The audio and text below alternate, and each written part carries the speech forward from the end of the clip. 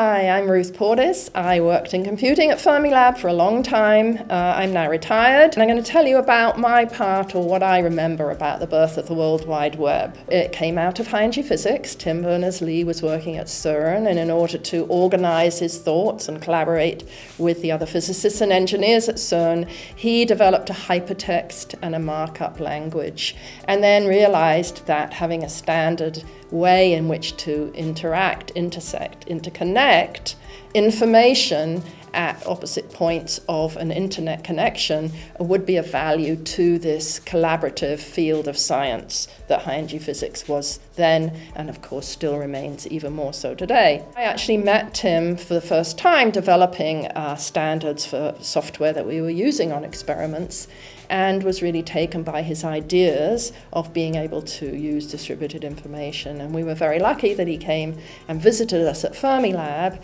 and my colleague Jonathan Streets and he sat down and put up a web server on one of our VAX systems at that time to enable access to the computing documents that people were using. A year later, Tim came back to Fermilab to discuss the use of World Wide Web in the Sloan Digital Sky Survey. And it helped us gain trust in terms of sharing our information, that you could retain the documents on your own university or lab site and allow other people to read it, rather than handing over the master or the keys to the kingdom to somebody else. And one of the reasons that the web became the universal language was that the University of Minnesota actually put a license on Gopher, which stimulated Tim and the people using W3 at that point to really go to CERN and make sure that this would be an open system, a public domain, and ubiquitously usable piece of software and standards.